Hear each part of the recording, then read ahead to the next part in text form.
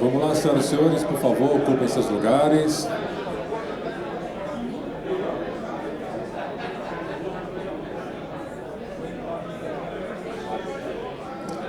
Mais uma vez eu convido as senhoras e senhores a ocuparem seus lugares, por gentileza. Se o meu amigo do som puder me dar só mais um pouquinho de volume, eu agradeço.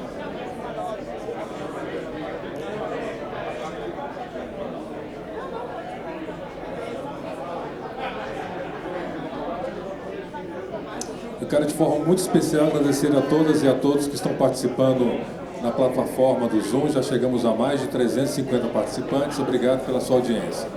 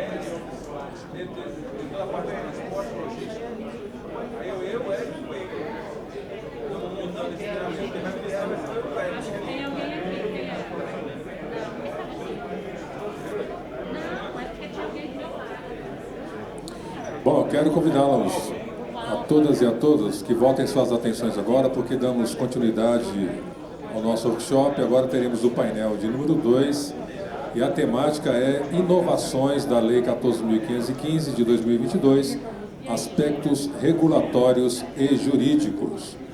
Para atuar como mediador desse painel, eu convido o ex-consultor jurídico do Ministério da Agricultura, Pecuária e Abastecimento e consultor da Oliveira Souza Advogados, Dr. José Silvino Filho.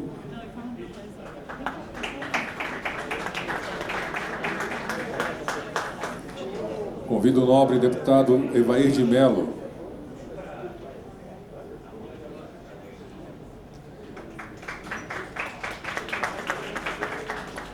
Com a temática Aspectos Técnicos e Operacionais da Implementação do Programa de Autocontrole, fundadora do Instituto Brasileiro de Regulação e Sustentabilidade Agro, a doutora Letícia Rodrigues da Silva.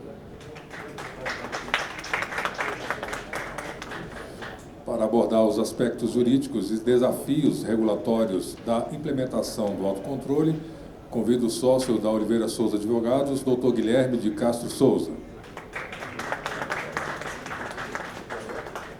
Para abordar os aspectos regulatórios, convido o ex-secretário de Defesa Agropecuária do MAPA, que também é consultor da Oliveira Souza Advogados, doutor Enio Marques.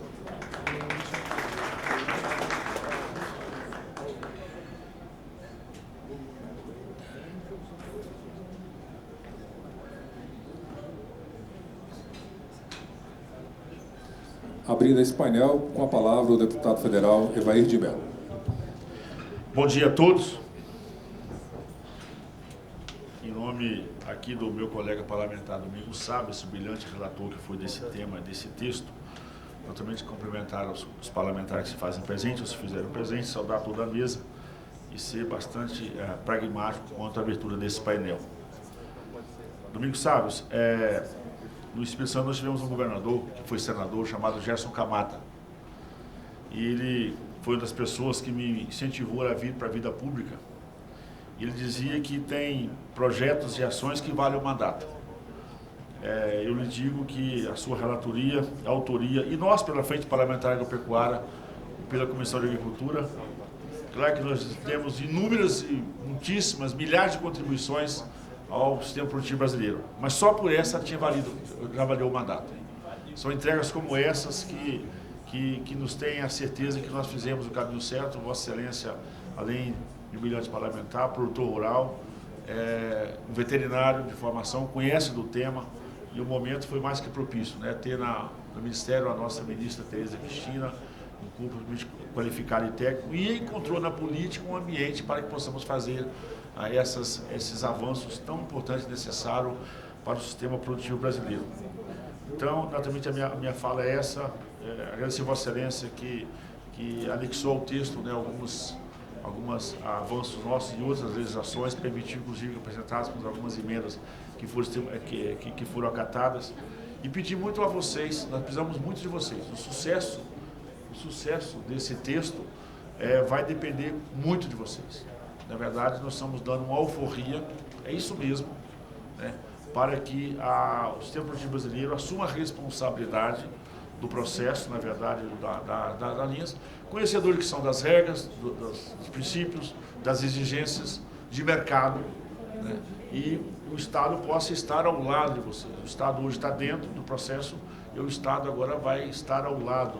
Isso chamar a responsabilidade, às vezes, como para fazer os 18 anos de idade, vamos dizer assim, na nossa idade. A gente quer ser de maior, a gente quer dirigir, a gente quer poder fazer um monte de coisas, mas isso aumenta a nossa responsabilidade. Estava falando ali agora com a imprensa, ou seja, isso aumenta ainda mais a responsabilidade, mas conhecendo o sistema produtivo brasileiro, nós vamos fazer melhor ainda. Eu acho que nós vamos avançar, porque ninguém vai imaginar, como tentam vender a imagem, às vezes, que nós estamos querendo bular a legislação, flexibilizar a legislação, muito pelo contrário. A gente sabe que quando a gente está na rédea, a gente tem muito mais responsabilidade. Então é um avanço extremamente importante. Estou muito feliz em ter feito parte desse grupo liderado pela nossa ministra, pelo Sérgio Souza, presidente da FPA na época, mas o Alceu, né, o Domingos Sávio, o Pedro Lupião, agora esse grupo de parlamentares que tem aqui na casa esse compromisso vocacionado para o agro, não tem vergonha de falar do agro, assume a responsabilidade e, como os colegas que me antecederam aqui, né, fazer um enfrentamento do dia a dia das retóricas que às vezes tentam trabalhar contra a gente, mas nós sempre fazemos esse enfrentamento. E para finalizar, é uma mensagem que eu tenho me dedicado muito nos dias. Quem está no agro, independente de onde esteja, nós temos que pactuar alguns princípios, alguns valores e algumas brigas em comuns, e eu tenho lutado nos últimos dias, principalmente para a questão da segurança jurídica do nosso sistema produtivo. Nós estamos discutindo aqui na indústria, no processamento, na comercialização, mas naturalmente nós estamos nesse momento sob uma forte ameaça da segurança jurídica do nosso direito de propriedade. Sem isso nós não estaríamos aqui. Então também queria fazer uma convocação. Eu acho que a convocação às empresas, às instituições, a quem opera no setor, para que venham para a gente dentro desse tema. Não é hora, nós sabemos da nossa responsabilidade. Quem quer ter autocontrole no sistema de processamento, precisa nos ajudar a ter total segurança no sistema produtivo. Então esse é um tema que nós temos que fazer o enfrentamento, fazemos um bom enfrentamento, com o enfrentamento correto, da lei. Ninguém aqui tem outra discussão da lei, mas nós precisamos que vocês nos ajudem a participar no dia a dia, nos fóruns, nas discussões, na mídia e na imprensa, desses avanços importantes. O que eu quero dizer? Tivemos vitórias importantes, significativas, que vai refletir, já vou finalizar por isso. A decisão judicial da reintegração de posse das fazendas da Suzano, no sul da Bahia, para nós é emblemático. No momento desse, no pensamento que se está posto de governo, que é público, né, como o governo pensa e como o governo tem um histórico, é público, não tem ninguém aqui falando usar. Essa decisão judicial que fez a reintegração de posse imediata das fazendas da Suzano, para nós é emblemática. Isso nos dá segurança. Porque daqui um dia é uma fazenda de gado, daqui um dia vai ser uma fazenda de suínos, vai ser uma fazenda de aves, vai ser uma fazenda de fruta. Ou seja, então é importante que vocês estejam nesse tema, muito importante. Emblemático também a decisão corajosa do governador Tarcísio e do capitão Derrite, secretário de Segurança Pública de São Paulo, em colocar na jaula esse bandido, esse terrorista, esse miliciano, Zé Rainha e seus comparsas. Nós temos que tratá-los assim, porque isso é proteger o nosso negócio. Foi uma decisão, um crime vexatório para quem acompanhou esse processo, é vergonhoso, como brasileiro, tem vergonha de saber que tem gente que pensa e age assim, mas enaltecer essa atitude do governador Tarcísio, do capitão Derrite, secretário de Segurança Pública, que não pensou duas vezes, para quem acompanhou os relatos ali, porque, de novo, isso impacta no nosso negócio. Isso é extremamente importante. E eu preciso falar isso, eu falo público, como parlamentar.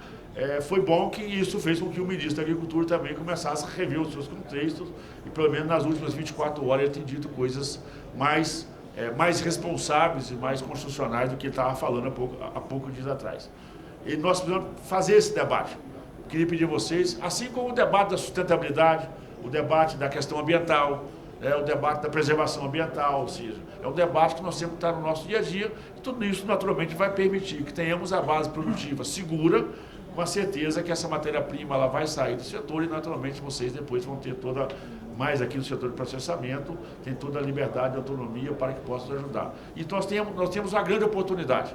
Esse avanço, né, a questão do autocontrole para nós talvez seja assim, é a alforria que nós queríamos. Então nós estamos tendo uma grande oportunidade, vai aumentar muito a nossa responsabilidade e naturalmente pedir aqui a vocês também que possam nos ajudar aqui com toda a equipe técnica, de ministérios e tudo isso mais, agora a questão da regulamentação. Né? Desculpa a expressão, é muito minha, o diabo mora no detalhe. Né? Então, nada adiantou avançarmos até aqui se nós não tivermos uma regulamentação que vá na mesma direção, que vá na mesma linha, com o mesmo entendimento. Eu já vi muitas ideias brilhantes e maravilhosas, ela morrer lá. Porque a burocracia interessa a quem vive dela, não a nós, que não temos nada com isso. A burocracia para nós é custo, a burocracia para nós ela leva um retrocesso, um aumento de custo, enfim, a gente perde competitividade e tudo isso mais. Portanto, eu queria que todo mundo ficasse muito atento à participação do Domingo Sábio.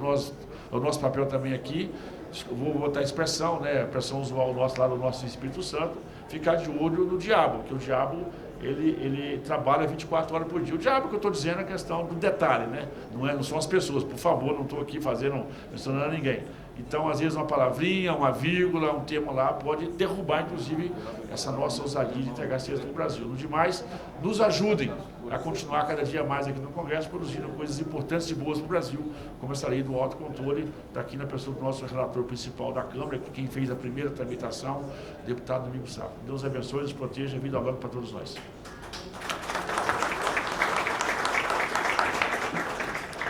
Obrigado, deputado Evair de Mello. Em razão dos seus compromissos, fique à vontade para deixar a mesa.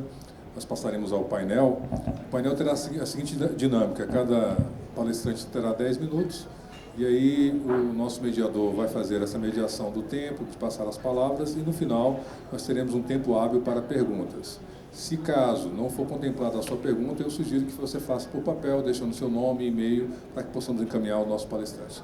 Devolvo então a palavra ao nosso mediador. Muito obrigado, bom dia a todos.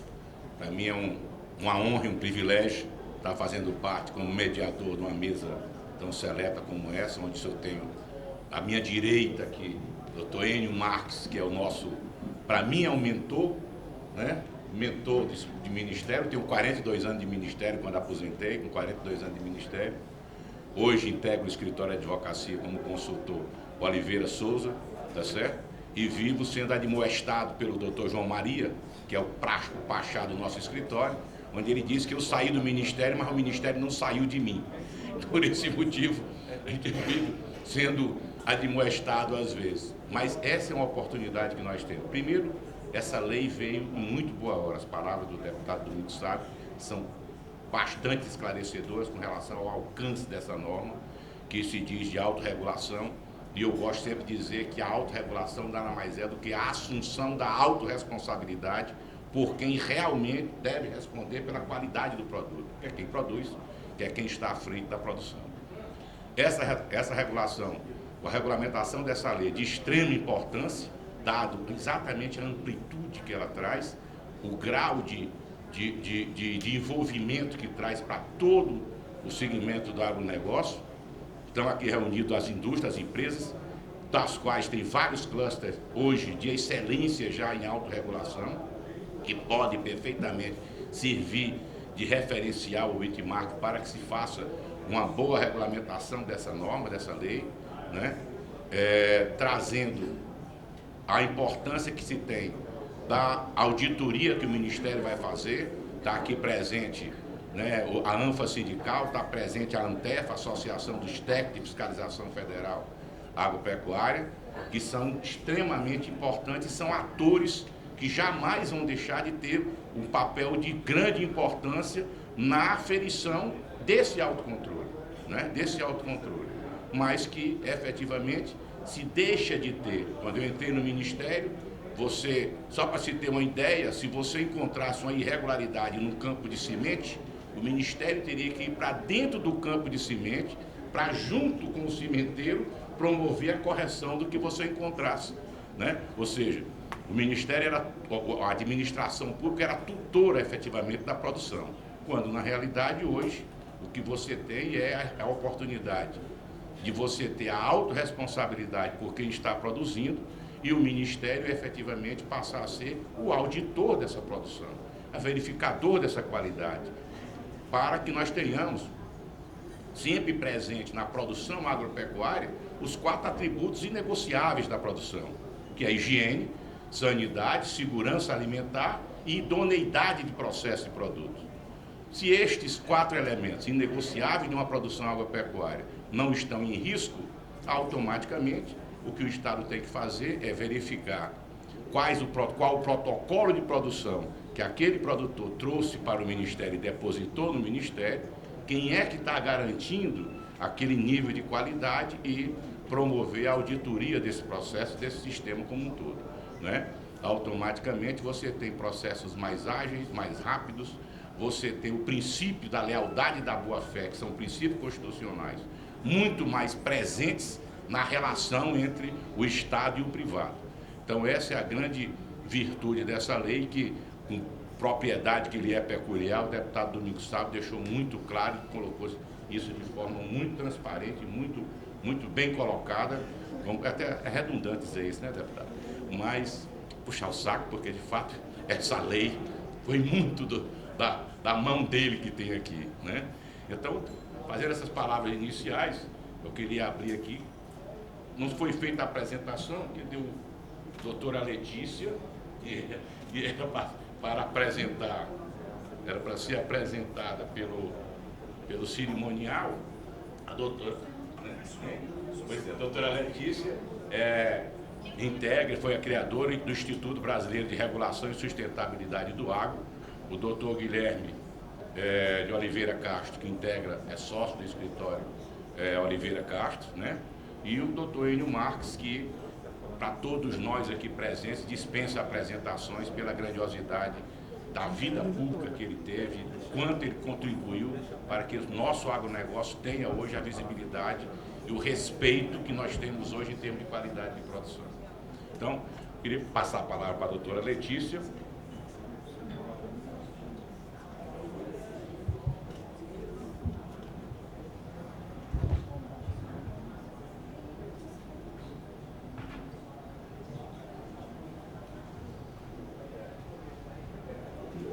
Vou ficar aqui de pé, que são manias de professor. Então, eu agradeço imensamente a oportunidade de estar aqui. Vou me apresentar rapidamente. A minha formação em graduação é em Direito, mas a minha vida toda foi na área de saúde pública. Eu trabalhei na Anvisa durante 15 anos, justamente numa área de fiscalização, então boa parte do que a gente vai falar, também eu já tive do outro lado, lá fiscalizando empresas, fiscalizando depósitos, fiscalizando porto.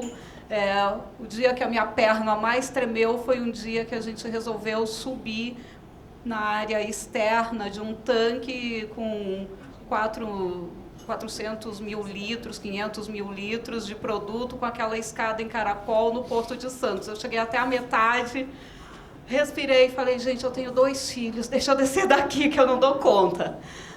Então, a gente conhece também bastante o outro lado da história da fiscalização, de como a gente tem recursos limitados quando a gente fala de fiscalização.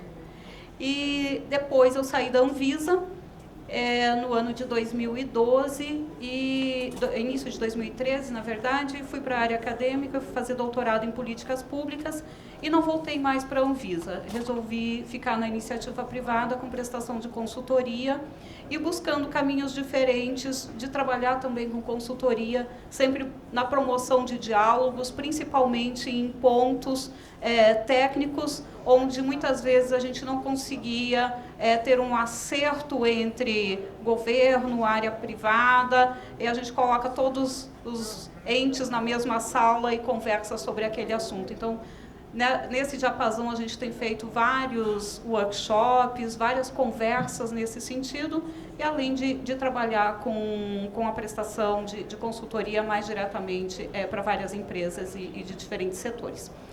Bom, eu vou pedir para passar vou passar aqui rapidamente, e eu vou abordar nos meus 10 minutos aqui 5 pontos. A primeira delas, eu queria trazer o quanto é rica essa lei, que já foi tecido uma série de elogios, mas um pouquinho do ponto de vista acadêmico, do ponto de vista de políticas públicas, das estratégias regulatórias que a Lei 14.515 traz. Segundo ponto, a qualificação da fiscalização que essa lei traz. Terceiro ponto, programas de conformidade. Quarto ponto, sistema de garantia de qualidade de processos de produtos. E, por último, a lei como um instrumento de gestão da administração pública. Então, bom, o que muda com a lei? A lei, ela é extremamente rica e, pela primeira vez neste país, gente, nós temos uma lei que se utiliza de diferentes instrumentos de regulação. É algo impressionante quando a gente faz a avaliação das diferentes legislações do ponto de vista da teoria das políticas públicas. Normalmente a gente tem leis que são voltadas para o comando e controle, né? Que é aquela onde eu digo, você não pode dirigir sem uma carteira de motorista, você perde tantos pontos se você fizer tal forma, você vai ter um comando e um controle com uma penalidade, na grande maioria das leis. Ou senão você tem instrumentos, eu reduzo um ICMS para incentivar a implantação de uma empresa aqui. Mas nesta, você tem todos os instrumentos juntos, você se utilizou de todos os artifícios ao mesmo tempo. Eu desconheço, e olha que eu conheço um tanto de leis, eu desconheço outra lei na legislação brasileira que tenha feito o uso de todas essas estratégias simultaneamente, né? Então, nessa lei, a gente tem o autocontrole, a gente tem a certificação e supervisão de terceiros, a gente tem incentivos, que são as possibilidades de desburocratização para quem aderia ao programa de autocontrole e agilidade em procedimentos. A gente mantém o comando e controle por meio da fiscalização e a gente tem ainda um outro artifício que é extremamente inovador, que é a possibilidade de modularidade. E depois eu explico um pouquinho o que é isso do ponto de vista teórico, mas que vocês colocaram lá, talvez até sem saber exatamente do que estava sendo colocado neste patamar de uma inovação tão grande. E depois, se alguém tiver interesse, eu posso, inclusive, disponibilizar bibliografias que tratam, né, da avaliação de leis com estas diferentes estratégias e mecanismos. Então, na verdade, essa lei ela é um arranjo, né, efetivamente um arranjo com diferentes estratégias. É algo impressionante, né? Quando eu comecei a ler o projeto e depois quando eu li a lei, o olho brilhava. Gente, isso é altamente inovador. Eita. Bom, e aí a gente tem que voltar para a realidade das nossas fiscalizações. E aqui eu tenho vários fiscais do MAPA. Eu nunca fui fiscal do MAPA, mas da Anvisa e não é diferente. Quais são os instrumentos que o fiscal detém na mão para fiscalizar? Olhos, nariz, pele. O principal instrumento é sensorial. Nós olhamos o que a gente vê de errado ou de certo dentro de uma instituição que a gente está fiscalizando. A gente vai entrar dentro de um depósito de medicamentos, por exemplo, se tiver calor lá, não preciso nem olhar a temperatura que está. Opa, isso aqui está, eu saí suando de lá, eu já sei que isso aqui não está com a temperatura que tem que ser guardado o medicamento. Né? Vale para medicamentos veterinários, vale para um frigorífico, vale para um produto biológico que tem que ser armazenado numa câmara fria. Né? Então, nosso principal instrumento de fiscalização é sensorial. Quando a gente chega, já sente o cheiro de alguma coisa, a gente já vai atrás. Que cheiro é esse? O que está produzindo? O que tem aí? Né? Segundo instrumento, documental. Aí a gente chega lá na empresa, né? E aí como que a gente olha esse documento? Me dê aí o controle de qualidade do lote 450.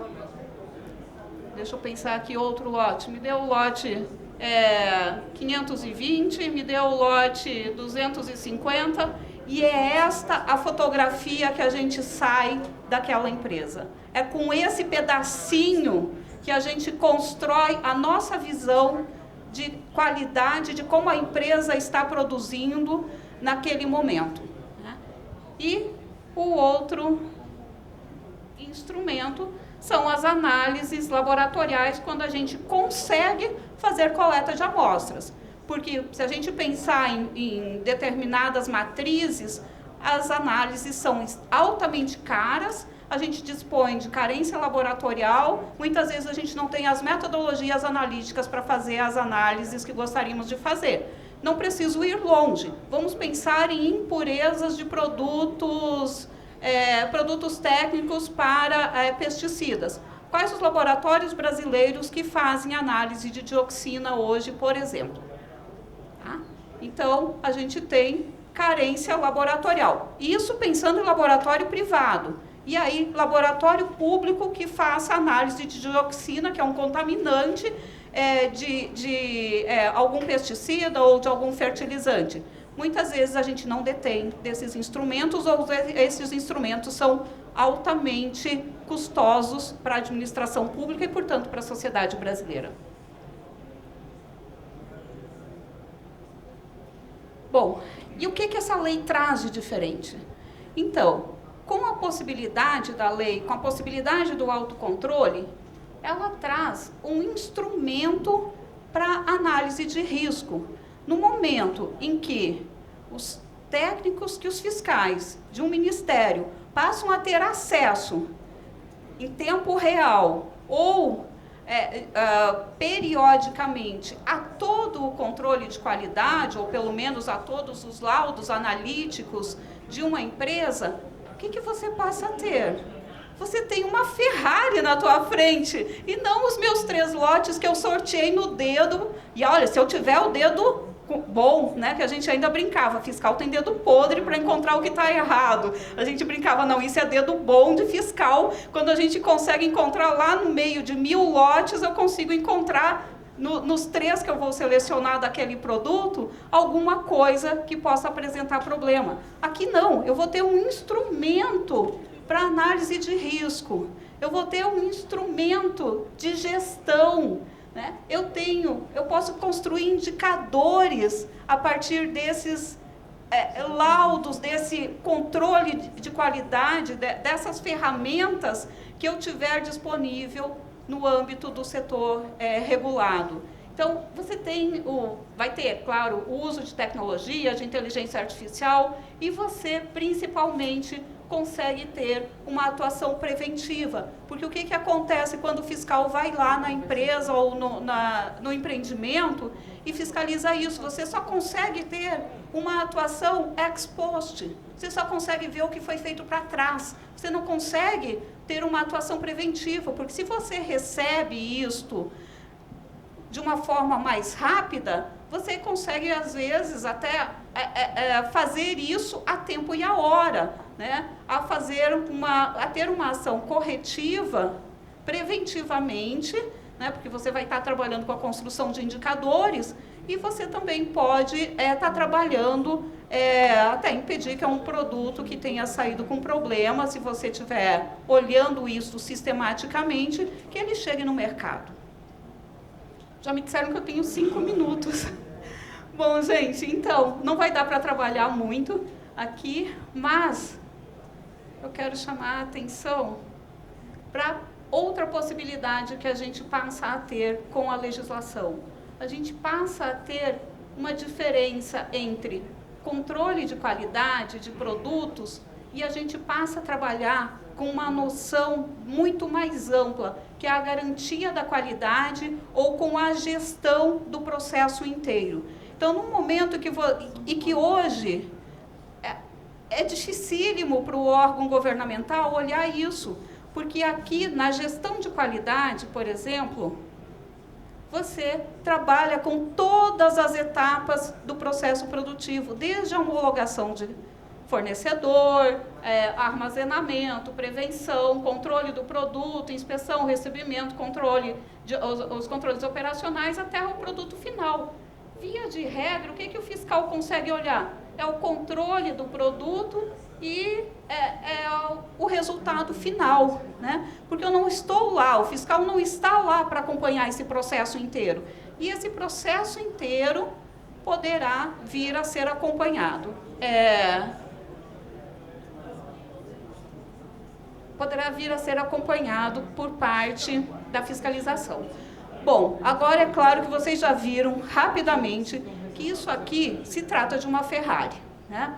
Só que como uma Ferrari, não dá para pegá-la com ou sem carteira de motorista e sair dirigindo a 200 por hora no eixinho aqui em Brasília ou aqui no eixo Monumental, né? O que acontece? Isso vai ter que ser implantado em partes, né?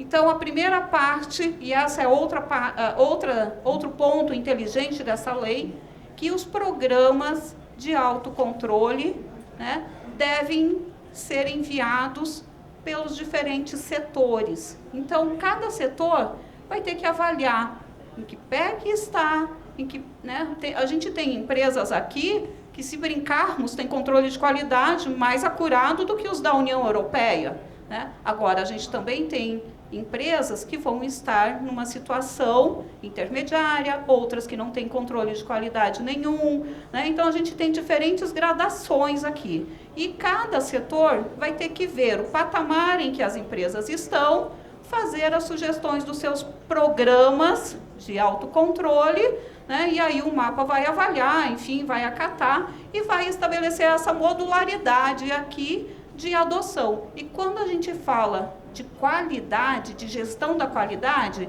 isso implica em um processo de melhoria contínua, né? Isso não sou eu que estou inventando, isso está dado nas próprias normas internacionais que lidam com qualidade, como é o caso da ISO. Então, a lei é tudo isso e muito mais que a gente vai ainda ver pela frente. E eu queria chamar a atenção para outro ponto extremamente importante para quem trabalha com biológico. Hoje existe uma política de incentivo a bioinsumos, né, e que é uma dor muito grande para esse setor, que são os produtos com dupla funcionalidade.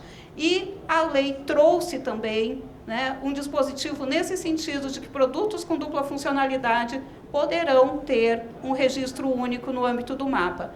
E eu nem iria tão longe. Não é nem necessário, talvez, que haja o registro único, mas que hajam os mesmos procedimentos. Eu trabalho com uma empresa, presto consultoria para uma empresa de produtos biológicos, e os mesmos micro-organismos que são utilizados como inoculantes, eles também estão registrados como biopesticidas.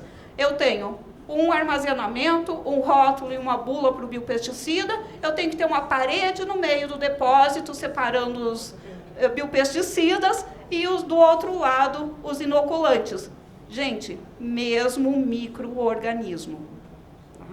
Então, né, o que a lei trouxe é altamente inovador, e eu fico à disposição para as perguntas, e passei dos meus 5 minutos, Silvino, desculpa a correria.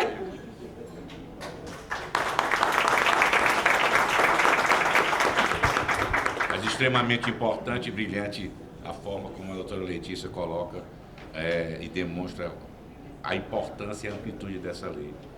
E então eu passo a palavra para o doutor Guilherme Castro Souza. Deixa eu só a apresentação. Bem, Vai quebrar o pescoço. aqui vai ser, mas dá para ver ali no reflexo do vidro, eu consigo ver onde que eu estou. Bem, minha apresentação ainda não subiu aqui, deixa eu só aguardar ela. Pronto. Agora subiu, né? Tá. Então, iniciando, o que há de novo com a lei do autocontrole, né, com essa nova lei. Inicialmente, gostaria de ressaltar o desafio que é para mim estar falando aqui nesse momento. Tivemos uma mesa anterior com grandes mentes que tiveram uma participação muito grande no desenvolvimento dessa lei do autocontrole. Aqui eu parabenizo o deputado Domingos Sávio, a quem eu peço que, na pessoa de quem eu cumprimento a todas as autoridades que falaram aqui anteriormente, foi um trabalho desafiador e muito extenso que foi desenvolvido pelos senhores, então meus parabéns. E o desafio de estar falando aqui numa mesa com pessoas de tamanho gabarito, que eu tenho a oportunidade de tê-los como amigos e mentores. Então, eu aprendo muito aqui com eles e espero ficar à altura aqui na minha apresentação. Sou Guilherme de Castro Souza, sócio da Oliveira Souza Advogados. Somos um escritório que tem mais de 24 anos de história e atuando muito na área do administrativo e regulatório para a agroindústria. Isso, inclusive, dentro ali do escopo da defesa agropecuária. Não era para ter voltado, passou, na verdade. Calma que a tecnologia não está me ajudando. A gente passando um pouco aqui na defesa agropecuária, eu não tenho nem competência para dar aula sobre o que é a defesa agropecuária. Aqui tenho pessoas que sabem muito melhor do que eu, mas dentro da minha atuação enquanto advogado, vendo a realidade das empresas, fica muito claro algumas questões, né, enquanto advogado, e o que me cabe aqui falar é a visão do advogado que defende empresas e, eventualmente, já fizemos defesas de servidores também na dinâmica estatal. O Estado ele tem limites, ele tem braço limitado, ele tem um custo limitado também para desenvolver uma fiscalização extensiva em todo o território nacional. Nós somos um país gigantesco, com crescimento exponencial da nossa atividade, da nossa produção, o que leva a uma inviabilização, efetivamente, de uma fiscalização tão intensiva ou de uma presença tão grande do Estado em todas as unidades. Hoje nós temos 18 cadeias produtivas que estão ali dentro do guarda-chuva da defesa agropecuária e nós temos muitos avanços tecnológicos que possibilitam maior eficiência tanto na produção como na fiscalização. Então, nós temos aqui um momento ímpar para desenvolver um sistema que seja muito mais eficaz e eficiente para todos. A dinâmica da relação público-privada, ela tem que se basear em segurança para todas as partes. Na nossa atuação, nós vimos, ao longo dos anos, um aumento do número de autuações, um aumento do número dos processos administrativos de responsabilização de pessoas jurídicas, um aumento dos processos administrativos disciplinares. Isso demonstra que a gente tem uma situação em que o sistema tem falhas e ele tem que ser corrigido. E o que não podemos aceitar enquanto cidadãos, enquanto empresa, é que as falhas de sistema sejam imputadas aos agentes, tanto públicos quanto privados. Isso é algo que nós não podemos aceitar e com o advento dessa lei nós estamos tendo agora a oportunidade de avançar nesse momento e tentar trazer mais segurança para os agentes privados e para os agentes públicos. O autocontrole não é uma novidade, não vou definir aqui o autocontrole porque ele já foi muito bem definido por quem me antecedeu. E ele não é uma novidade, inclusive, aqui nos normativos nacionais. A gente já teve a parte de boas práticas de fabricação, entre outros, que já foram discutidos aí ao longo dos anos na parte regulatória do Ministério da Agricultura. Mas a lei sim é uma novidade. Temos aqueles que são contra, aqueles que são a favor, aqueles que veem que não há necessidade dessa lei. Porém, nós temos a lei. A lei ela foi publicada, ela foi promulgada, ela está em vigor e é necessário que todos se juntem para fazer uma regulamentação adequada dessa lei, para evitar maiores prejuízos futuros, para que ela saia da melhor forma possível. Essa lei ela traz algumas inovações no aspecto jurídico. Eu trago os PACs, o Programa de Incentivo à Conformidade, o processo administrativo de fiscalização agropecuária. Esse daqui é um que me chama muita atenção. Estabelece o Programa de Vigilância de Fronteiras. Esse eu não vou aprofundar muito, no aspecto da minha atuação eu não vejo tanta necessidade. E um ponto importante é que ela revoga todas as leis que tratam de penalidades e sanções no âmbito da defesa agropecuária. Um exemplo dessa substituição que está havendo agora com a revogação anterior são os valores das multas, que nós vamos ver que aí uniformizou. Em alguns casos acabou por diminuir o valor das multas, em outros acabou por aumentar, né? Falando um pouco aqui dos programas de autocontrole, né? O programa de autocontrole ele vai ser...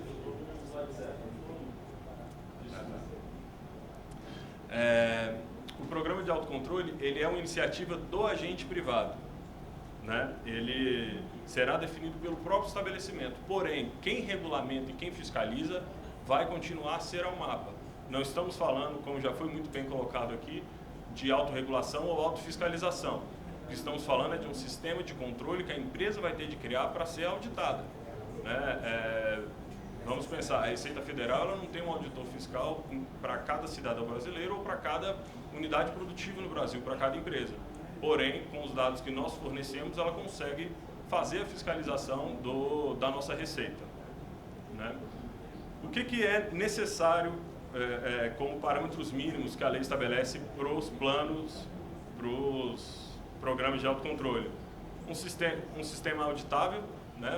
Um registro sistematizado e auditável para que aí o Ministério ele possa efetivamente ver nitidamente como que está sendo a sua produção. E aqui nós temos um ponto do lado jurídico que é importante. Para você garantir que isso ocorra, pode ser que dentro da sua cadeia contratual, com fornecedores, prestadores de serviço, acabe a ensejar uma adequação dos seus contratos. Inclusive em relação aos clientes, até por uma previsão que temos de que no plano de autocontrole já tem que ter todo o seu planejamento de recolhimento caso seja identificada alguma não conformidade. E por fim, ele tem de conter o sistema de autocorreção, que basicamente é a previsão de como você vai proceder em caso de eventual não conformidade, mas que também pode ser decidido em deliberação pela qualidade da unidade. Outro ponto a se ressaltar é que os setores e as entidades devem trabalhar nisso, devem desenvolver manuais orientadores para o desenvolvimento dos PACs.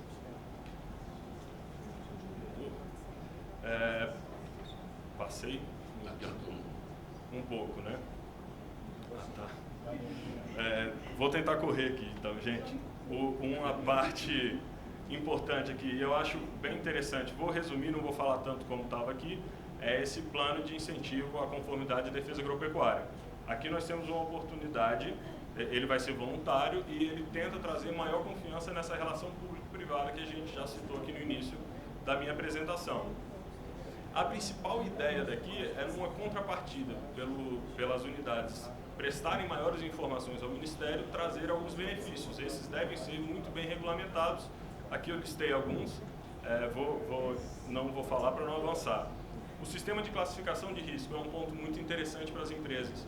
Você vai ser classificado em uma lista que vai pontuar ali qual é o seu risco agropecuário para o Ministério. Isso vai acabar ensejando um maior ou menor número de fiscalização na sua empresa, se você vai ter mais atenção ou não do Estado. Mais ou menos a gente pode dizer como o sistema de bandeiras ali da alfândega na hora da importação. Se você é bandeira verde, sua carga passa mais rápido. Se é bandeira vermelha ou preta, você vai acabar demorando um pouco mais nessa sistemática, né? E já está correndo prazo de regulamentação dessa parte. Dos procedimentos e atos públicos, aqui eu acho que vai estar o maior ganho para as empresas, mas a gente tem que tomar muito cuidado. Vai ser criado um sistema eletrônico, ele tem que ser desenvolvido, já está no prazo da regulamentação desse sistema eletrônico. E focando aqui nos produtos, o que me pareceu mais interessante, vai se buscar um sistema simplificado de registro de produtos. Nós temos setores como pesticidas, medicamentos veterinários, que eles acabam levando um tempo maior aí para o registro de seus produtos.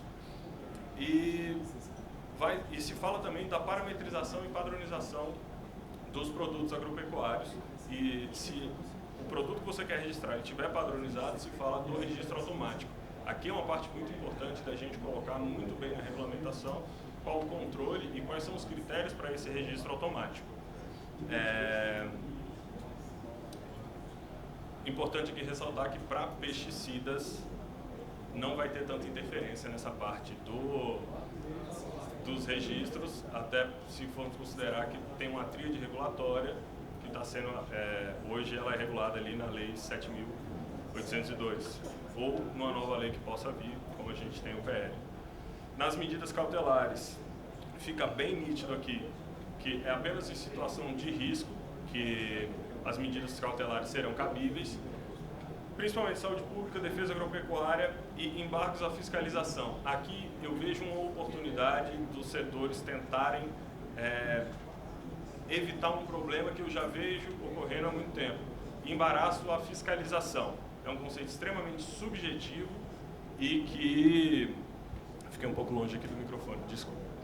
O embaraço à fiscalização, ela é um conceito extremamente subjetivo que não pode ser banalizado. Dentro da dinâmica da indústria, de uma produção, muitos erros ou não conformidades ou lapsos podem ocorrer. Um erro não pode ser considerado um embaraço à fiscalização. Embaraço à fiscalização é ato deliberado com a intenção de burlar a fiscalização, impedir deliberadamente que o fiscal possa ali te fiscalizar. Eu tinha esquecido de mudar, não é, gente? Desculpa. Seguindo, aqui está a nova dinâmica das infrações e penalidades. Ressalto a parte das multas, que agora as multas elas vão ser definidas conforme a graduação da natureza da infração e diante do porte da empresa. Um ponto a ser regulado adequadamente, principalmente para o critério do máximo e mínimo do valor da multa. A parte, para mim, que é mais interessante, onde eu mais atuo enquanto advogado, vai ser agora a uniformização do processo administrativo de fiscalização agropecuária. Nós teremos uniformizado agora o prazo de 20 dias, tanto para defesa quanto para recurso administrativo, o que vai tirar um pouco daquele afogadilho da defesa ser muito rápida e pegar subsídios. Nós temos a previsão, agora, efetivamente está escrito, o efeito suspensivo dos recursos já era uma prática dentro da defesa agropecuária, mas agora está escrito o efeito suspensivo aos recursos que são tempestivos, e também está prevendo aqui a possibilidade de substituição da penalidade de suspensão ou cassação de registro por multa mediante assinatura de um TAC. Aqui, importantíssimo a gente tratar da forma mais abrangente possível de como regulamentar esse TAC para que também não seja banalizado e acabe levando que toda situação venha a ensejar um TAC. E, por fim, foi estabelecido aqui a Comissão Especial de Recursos de Defesa Agropecuária, que nada mais é do que a terceira instância administrativa. Ela vai ser formada por 2 membros titulares e 2 suplentes do Ministério da Agricultura e 1 membro titular e 1 suplente do Ministério da Justiça, da CNI e da CNA. Além das competências de recursos, também ela terá a competência de emitir enunciados que, quando ratificados pela SDA, serão vinculantes, ou seja, temos um sistema de jurisprudência, uma previsibilidade para as empresas ali na questão das punições, das sanções, então até a parte de defesa vai se tornar mais fácil. E cabe a ela decidir pela conversão ou não das penas em multa. Aqui eu listo, para não me adiantar, eu tenho certeza que meu tempo já acabou. Eu listo para mim quais são os pontos principais a serem regulamentados. Tá? É importante que a gente tenha a regulamentação adequada, considerando cada uma das 18 cadeias produtivas, evitar uma ideia de um guarda-chuva geral ou uma cópia para todos, porque isso pode levar a problemas pela falta de adaptação adequada no setor. Vou evitar aqui de me alongar no restante, tá? Para já encerrar. Eu agradeço muito pela atenção de todos, pela participação de todos, e fico à disposição, deixo aqui os meus contatos.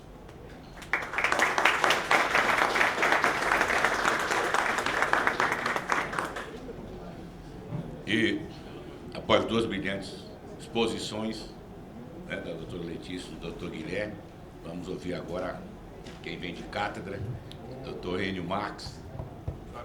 Tá. Ok, bom dia a todos. É uma satisfação muito grande ter sido convidado para participar desse painel. Né? A iniciativa da Frente Parlamentar da Agricultura é extremamente oportuna e eu, como os cabelos brancos, prazo de validade vencido, me sinto extremamente grato com essa legislação. Isso daqui parece que está dando um carimbo de conformidade a uma série de ações que nós, os mais velhos lá no Ministério da Agricultura, tivemos a honra de participar. Não é? Brincando entre nós, é comum se falar que o futuro sobre essas questões da qualidade, da idoneidade dos produtos da agropecuária, esse futuro já aconteceu há 50 anos atrás. Quando a gente olha, e é fácil, 10 minutos, né? É fácil pegar um Googlezinho aí e colocar lá Códex Alimentários, não é? A guia principal, que é a número 1, de 1969, chamada Higiene dos Alimentos, não é? Nós já vamos ver ali toda uma orientação de que a agricultura não é um fenômeno isolado no estabelecimento rural. Você tem um conjunto muito grande de atores, não é? O que permite ao estabelecimento rural combinar tecnologias, combinar conhecimento, é o que está atrás dele, que é o segmento onde estão os insumos, onde estão os prestadores de serviços, não é? E nada do que acontece no estabelecimento rural, não é, se transforma em utilidade utilizada pela sociedade se não tiver um canal que transforme isso nessas utilidades. Como o mais expressivo nessa equação são os alimentos, é evidente que eles vamos dizer, balizaram essas providências todas. Não é?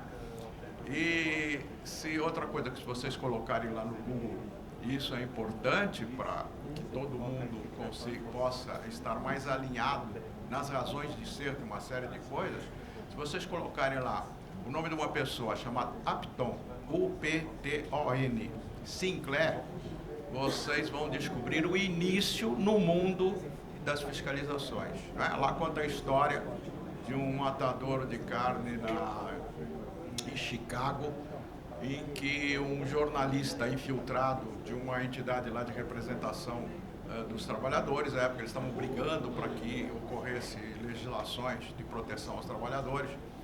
Esse jornalista, ele conseguiu, não é, identificar imagina, 1904, 1903, não é, uma fábrica que abatia animais e depois enlatava produtos. Imagina a confusão que era. E aquilo que era uma intenção dele de conquistar a cabeça das pessoas em relação à proteção aos trabalhadores, acabou batendo no estômago das pessoas, porque foi o maior escândalo, foi a primeira novela que se tem notícia no mundo, não é, em cima dos folhetins desse cidadão, demonstrando as mazelas desse estabelecimento. Isso daí virou uma novela tão, vamos dizer, com tanta audiência, que lá pelas tantas, esse jornalista ele resolveu sugerir que se criasse a figura de um inspetor federal, que o governo federal entrasse lá. E o presidente da República, à época lá nos Estados Unidos, criou o serviço de inspeção de carne. Então foi o primeiro no mundo e foi a primeira, vamos dizer, ferramenta de começar a tentar oferecer alguma coisa que permitisse melhorar a imagem da política pública. E, evidentemente, no caso lá da empresa, que no começo reagiu, não é, a reputação de seus produtos. Não é? Muito bem. Então, nós temos uma série de marcos que foram acontecendo, sempre tem a carne no meio, o estimador de mudanças nesse processo todo sempre é a carne, e a carne bovina. Não é? Então, os grandes escândalos que foram acontecendo, que levou ao surgimento, não é, de uma visão de qualidade, que não é também novidade, não é? Vamos dizer, esse conceito de qualidade total, das relações entre clientes e fornecedores, o Demen lá na história lá de reconstrução do Japão, não é? Então, dentro desse tipo de abordagem, um dos escândalos mais recentes que permitiu uma mudança bastante drástica nessas questões todas foi a morte de algumas crianças nos Estados Unidos por consumo de hambúrguer contaminado de uma rede chamada Jack in the Box. Não é? Na época, o presidente Clinton então lançou uma iniciativa, isso foi em 1977, para que existisse uma segurança dos alimentos da fazenda à mesa do consumidor. Isso acabou virando uma estratégia mundial, que é a estratégia mundial do alimento seguro da fazenda à mesa, com todos os ajustes que foram surgindo ao longo do tempo e que permitiram que as empresas que tenham preocupações com a sua imagem, a sua reputação, passassem a dispor de planos de controle da qualidade. Então, toda uma maneira de gestão em que ela, não é, tem lá os seus procedimentos de padronizados da operação, tem as boas práticas, identifica lá os pontos mais críticos de algum tipo de interveniente que não seja admissível, não é? Enfim, e é dentro disso que se foi evoluindo e como sempre essas evoluções aconteceram a partir de algum escândalo que significasse risco sistêmico à saúde pública, não é? Aqui no Brasil, nós nunca conseguimos fazer os avanços adequados porque nós nunca tivemos um risco sistêmico à saúde pública. A oportunidades mais recentes, não é, como aqui no Brasil, a percepção acaba criando as verdades, não é? E nós temos vários cenários com N percepções em relação a várias coisas. O episódio da carne fraca foi o estímulo que se permitiu retomar esse assunto, não é?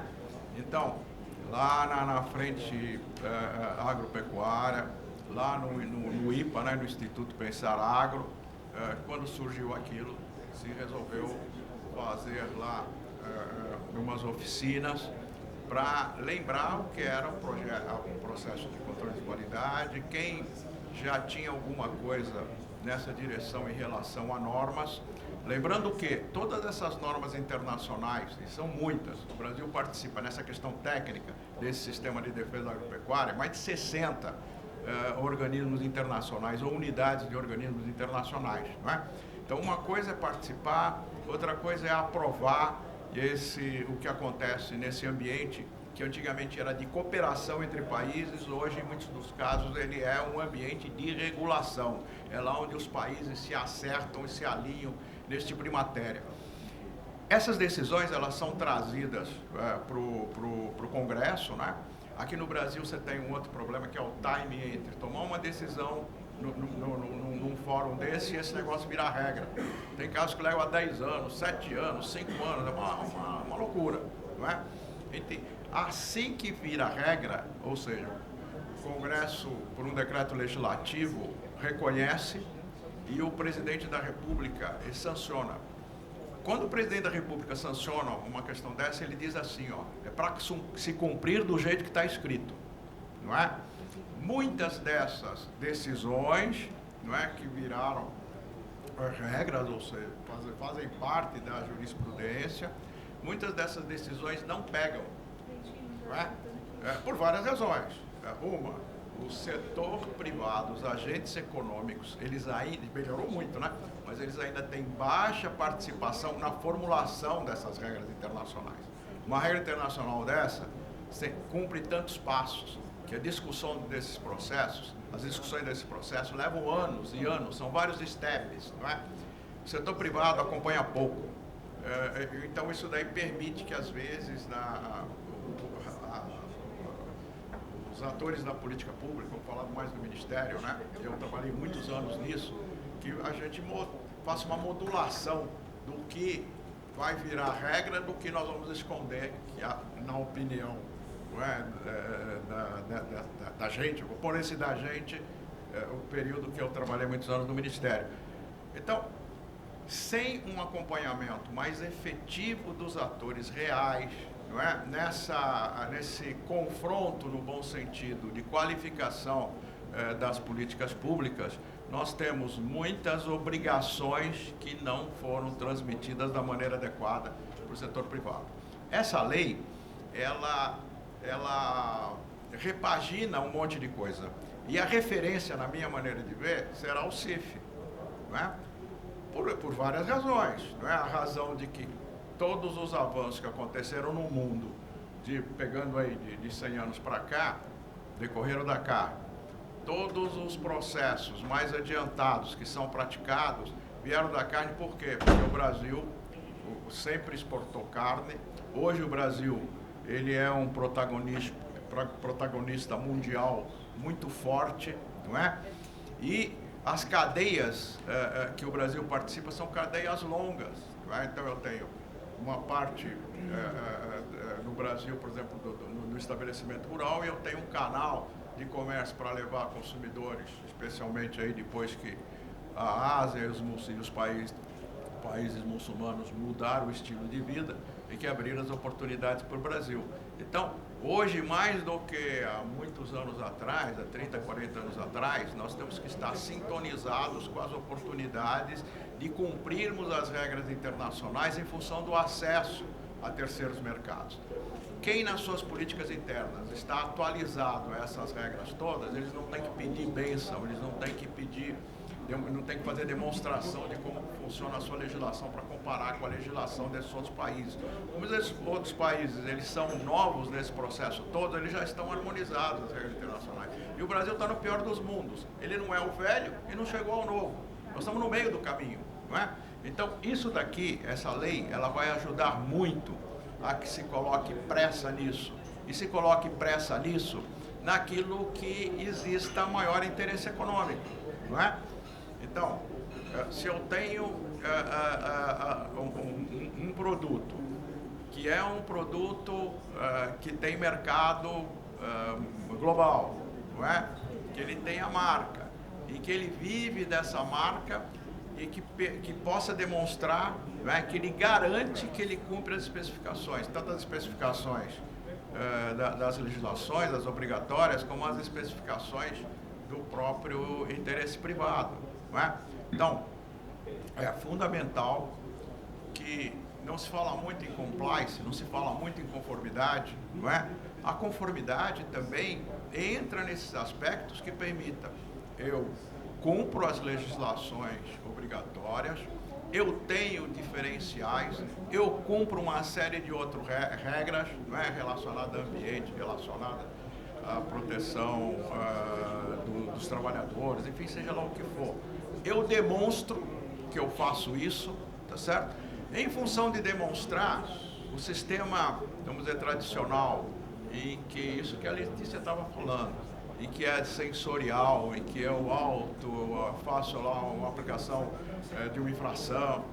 Isso daqui não faz sentido para quem tem atendimento ao consumidor, para quem faz recall, para quem substitui produto defeituoso, para quem está preocupado com essa imagem. Quando a gente fala da imagem do produto final, isso daí são procedimentos que vão repassando para todas as cadeias até chegar lá no estabelecimento rural, em que ele também, pelos seus processos, vai obrigar, não é, que os seus fornecedores de insumos, prestadores de serviços, também tenham um mínimo de certificação, também tenham um mínimo de anotação do que fazem, não é? Então, essa legislação é oportuna, as empresas e as associações têm uma chance muito grande de trabalhar isso no sentido de proteção de todos os interesses, inclusive na diminuição de seus custos, né? Então, parabéns lá para frente, foi um trabalho brilhante e que não vem de hoje, né? Isso daqui vem de muitos anos atrás.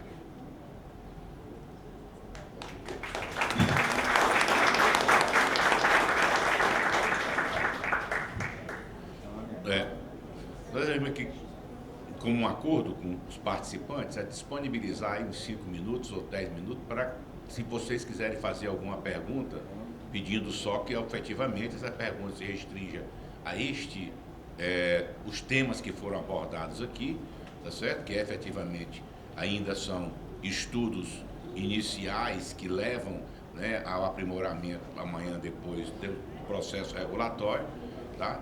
Se alguém quiser fazer alguma pergunta, pedimos que faça por escrito para que nós possamos disponibilizar aqui para os apresentadores.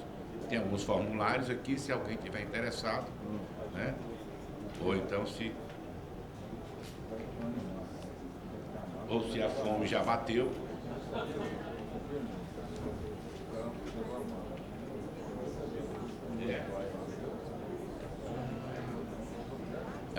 Doutora Letícia está aqui colocando que nós estamos com 400 e poucas pessoas no Zoom assistindo, e tem muitas perguntas que estão sendo encaminhadas de lá, que estão sendo agora selecionadas, né? Se for possível. Perfeito. Estou selecionando, tá?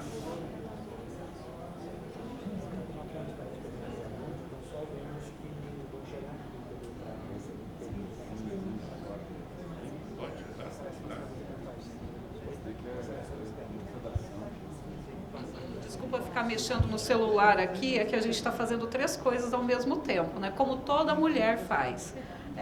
Olhando as perguntas que têm chegado do Zoom, olhando um e-mail que tinha de inscrição do workshop para onde estão chegando perguntas também, e participando aqui, obviamente. Então, já chegaram alguns e-mails aqui pedindo também se nós disponibilizaríamos as apresentações.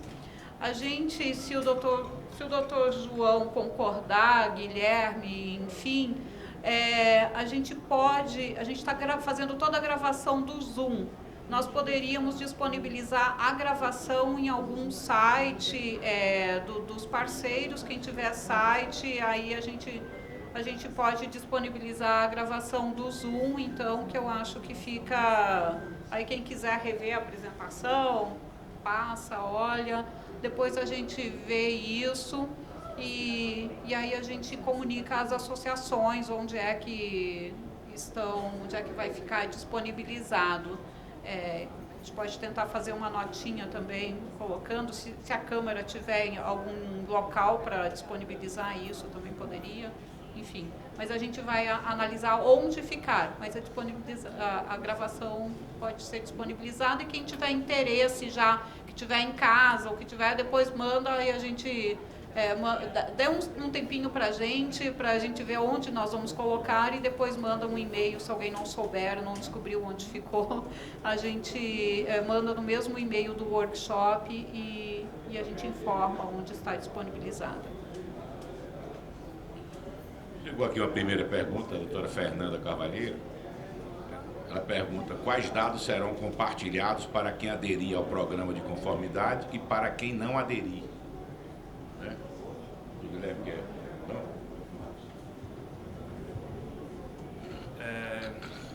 Doutora Fernanda, aí é um dos grandes pontos da parte da regulação, né? O que a lei fala são os dados operacionais, muito aberto, então eu acredito que é aquela participação do setor para falar, olha, esses dados aqui não vão interferir em propriedade intelectual, não vão interferir no meu segredo empresarial, e aqui eu consigo te dar todos os dados de segurança, qualidade do meu sistema, de rastreabilidade de todo o meu sistema, lembrando que vale desde o insumo mais básico, aquele insumo mais básico que você comprou, até a expedição final do seu produto. Mas é isso, é um dos pontos que tem que ser regulamentado e debatido do setor com o Ministério. Mais uma pergunta aqui, doutor Frederico Cunha. Privilégio tê-lo aqui, doutor. Presidente da comissão da OAB de Segurança Alimentar e Alimento Seguro. Direito Agroalimentar, da OAB do DF. Ele pergunta aqui: como o direito humano à alimentação adequada pode ter sua consolidação a aperfeiçoar com a regulamentação da lei de autocontrole? Quer responder?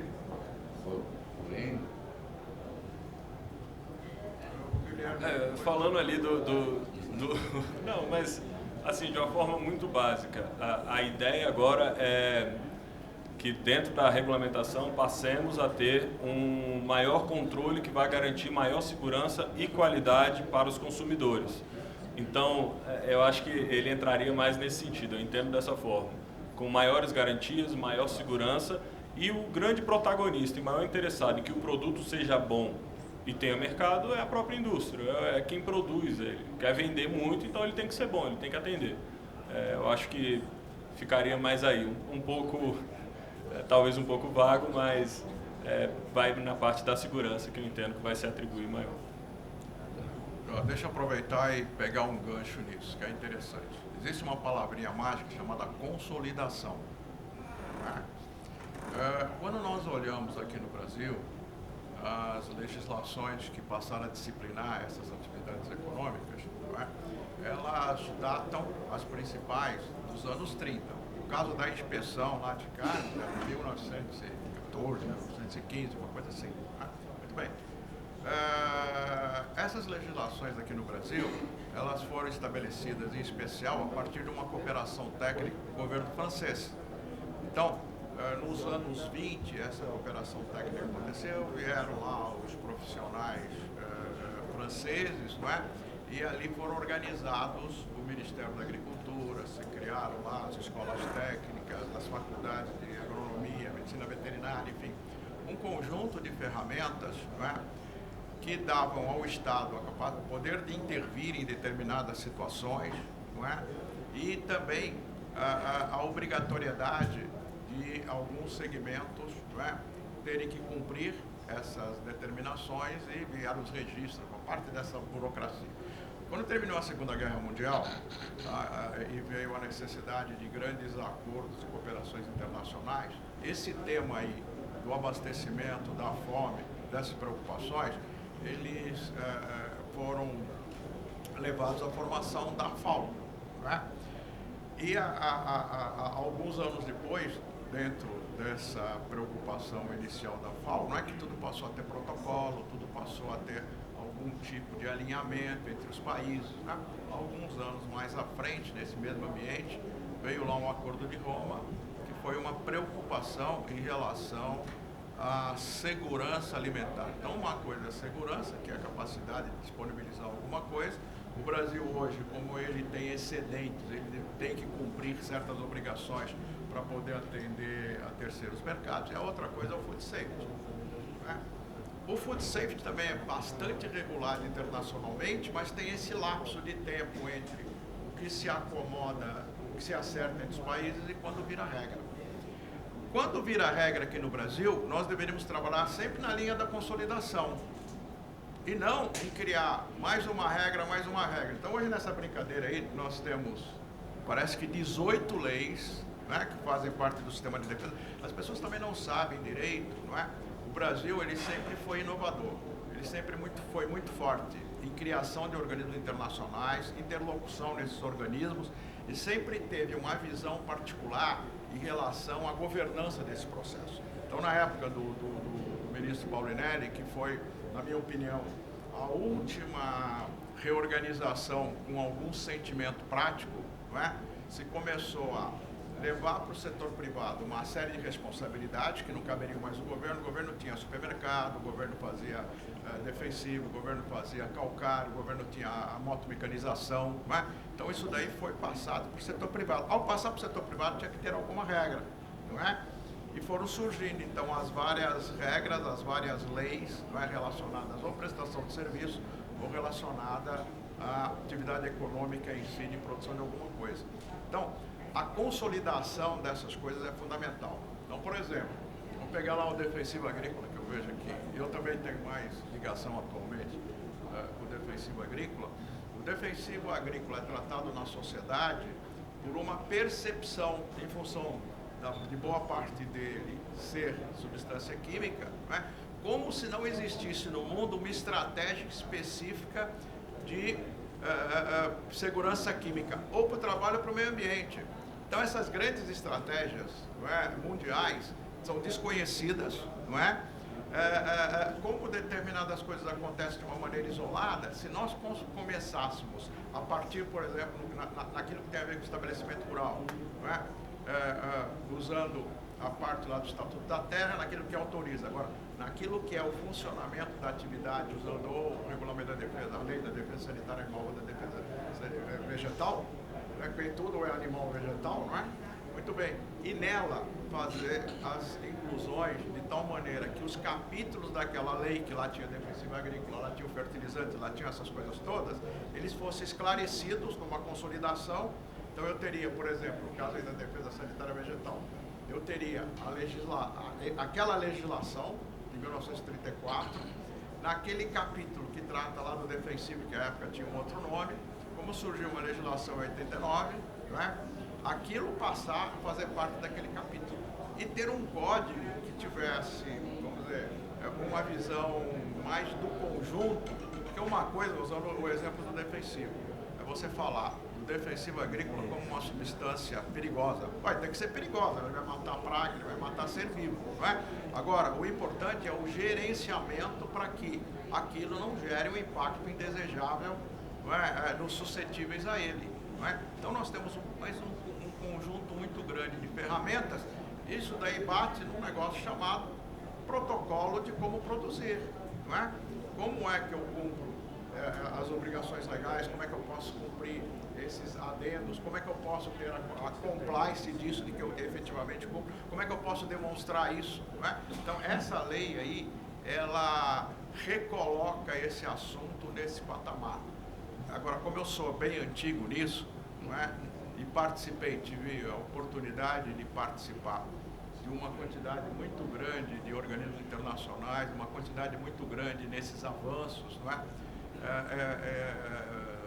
Nas relações do Brasil com outros países, nessas coisas todas, eu posso, como testemunha viva, que ainda tem um grau de razoável aí de entendimento sobre as coisas, afirmar o seguinte, ó: o Brasil tem um dos melhores sistemas de defesa, não é? Esse termo defesa só surgiu no Brasil. Na época dessa reforma do Paulinelli, 5 áreas que tinham um órgão central, não é? Órgãos em cada estado, elas foram reunidas, se consolidou num só, não é? Que é a Secretaria de Defesa e a Superintendência, hoje a Superintendência do Ministério. O que mais ela criou? Criou oportunidade para que surgisse um sistema envolvendo os organismos estaduais, os organismos municipais. O que mais? Trouxe se tivesse consolidado, né, o entendimento mais claro de quem produz algum tipo de bem, não é? Ele tem que cumprir as especificações do bem e ele é o responsável. O Código de Defesa do Consumidor não disse que quem responde é quem produz. Então, olhando pelo lado da consolidação, fica mais fácil entender essas coisas todas. Não é? E, no fundo, essa legislação, ela faz isso. Não é? Ela obriga, eu não sei como é que o Ministério imagina traduzir isso na regulamentação, mas acredito que seja pegando cada legislação específica, né, e fazendo os adendos dentro dessa orientação dessa lei.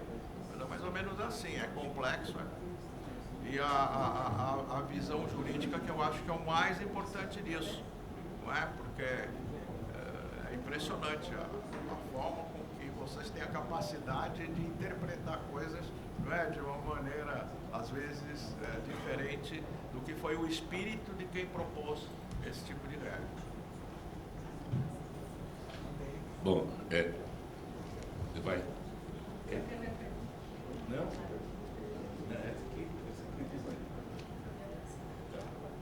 Passa aqui para a doutora Letícia para fazer a leitura e responder mais uma pergunta e ter mais outra, dado o adiantado da hora, né? Nossa hora aqui já estamos extrapolando 5 minutos, nosso horário, tá certo? Então vamos fazer essa pergunta, a doutora Letícia agora vai responder, tem uma segunda aqui que eu posso responder, para que nós venhamos a podermos a essa brilhante explanação que foi feita pelos 3 participantes da mesa. Tem muitas perguntas, na verdade, né, Silvino? A gente vai tentar dar uma consolidada nessas perguntas e no início da tarde, acho que a gente pode contar também com a ajuda do Carlos Goulart, que vai estar aqui logo no início da tarde. E muitas delas eu tenho certeza que também vão ficar esclarecidas com a participação dele. Uma das perguntas que tem aqui é se os manuais de manuais de orientação para a elaboração e implementação dos programas de autocontrole poderão ser elaborados pelas entidades representando o setor produtivo. É exatamente isso. Então, como eu vejo que pode, como eu vejo que precisa funcionar e como que funciona isso em controle de qualidade. E aí eu aproveito e respondo junto várias perguntas que chegaram aqui sobre impacto regulatório, que se estaria atribuindo tudo isso para a iniciativa privada, qual o custo dessa atribuição.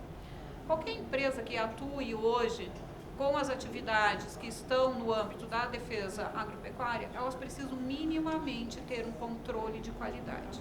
Minimamente. Na nossa casa, quando a gente vai fazer um bolo, a gente faz um controle de qualidade para ver se o ovo está bom ou não quando a gente abre o ovo. Então, minimamente, qualquer empresa que ela processe algum produto que vá para o consumo externo, precisa fazer esse controle de qualidade. Se nós fizermos na nossa casa, eu não consigo acreditar que exista empresa que vai disponibilizar isso para o ente público, né, que não faça esse controle de qualidade mínimo. Algumas empresas têm todo esse processo mapeado, controlado, pessoas responsáveis, etc, etc. Tem outras empresas de pequeno, médio porte, que vão muito mais na intuição, né, do que com esse processo desenhado, mapeado, controlado. Isso vai ter que ser modulado, né? De novo, aquela fala que não deu para explicar ali, isso vai ter que ser modulado. Nós temos empresas de todos os tamanhos e tipos. Hoje aqui, de manhã, foi chamada a atenção para as agroindústrias, que são empresas menores. Gente, nenhuma agroindústria vai colocar fruta estragada lá para fazer a sua geleia, né? Vai acontecer isso. Mas talvez ela não tenha esse processo de qualidade mapeado. Talvez, num primeiro momento, essas empresas não vão aderir a um programa de autocontrole, né? Isso vai ser gradativo. Agora, tem empresas que têm tudo isso pronto e que elas podem se beneficiar de uma agilidade nos seus processos, nas avaliações de pedidos de registro e etc., e que estão loucas para aderir a isso. Então, isso precisa ser, olhando para um país como o Brasil e para as diferentes empresas e diferentes setores que nós temos aqui, isso precisa ser gradativo, precisa ser modular. E segundo, então não tem algo que esteja sendo jogado para a responsabilidade, porque na verdade tudo isso, né, quem produz algum tipo de alimento, quem produz, já tem essa responsabilidade de controlar a qualidade, né? E se você controlar melhor, você vai ter benefícios. Então, na verdade, né, um impacto regulatório nesse sentido teria que olhar também quais são os benefícios que as empresas passam a obter com a adoção desse autocontrole. Com relação a... Então, e esses programas, programa de qualidade, de autocontrole da qualidade, da conformidade, é de cada empresa, é de cada... Eu pequenininha na minha cozinha, né, fazendo geleia para vender, ou, né, do grande frigorífico que vai fazer isso para exportação. Agora, os manuais podem ser feitos e devem ser feitos setorialmente. Inclusive, a lei prevê que os manuais orientativos sejam feitos setorialmente. E cada setor vai ter o desafio de ter a sensibilidade, né, de alcançar esses diferentes tamanhos de empresas e essas diferentes individualidades dentro do seu setor. Bom, então, perfeito. Como última pergunta, o doutor Rubim, que é um ANFA do Ministério, aposentado e é consultor de assuntos regulatórios, ele pergunta como proceder na aplicação dos princípios fiscalizatórios no interregno de regulamentação desses princípios pelos auditores fiscais agropecuários.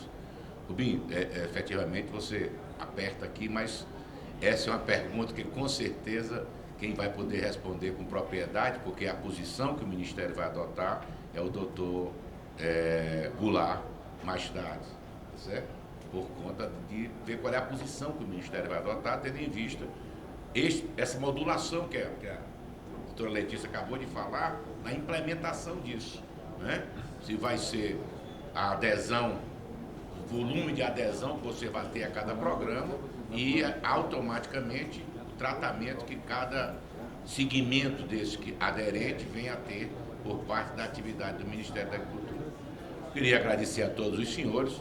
Efetivamente é um assunto que nos traz ou nos coloca sobre os ombros de vocês, indústria, coloca sobre os ombros das entidades representativas, dos integrantes do Ministério da Agricultura, de nós que somos advogados atuantes no setor, no segmento, na área do agronegócio, tá certo? A responsabilidade de fazer com que a nossa participação no processo regulatório, no processo de regulamentação, venha efetivamente a contribuir a bom termo e para que essa norma, para que essa lei venha a atingir o seu objetivo maior, que é, com certeza, dar maior segurança jurídica à própria atividade produtiva, e automaticamente aos consumidores do modo geral. Agradeço aos senhores e à tarde já estaremos aqui ainda com a continuidade do nosso workshop. Muito obrigado por essa...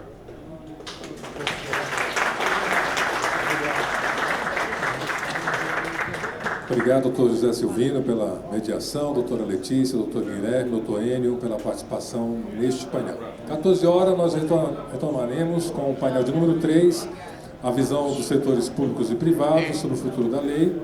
E desejo a vocês um bom almoço. Nos veremos às 14 horas em ponto. Obrigado pela audiência de todos que participaram no Zoom e aqui presencialmente.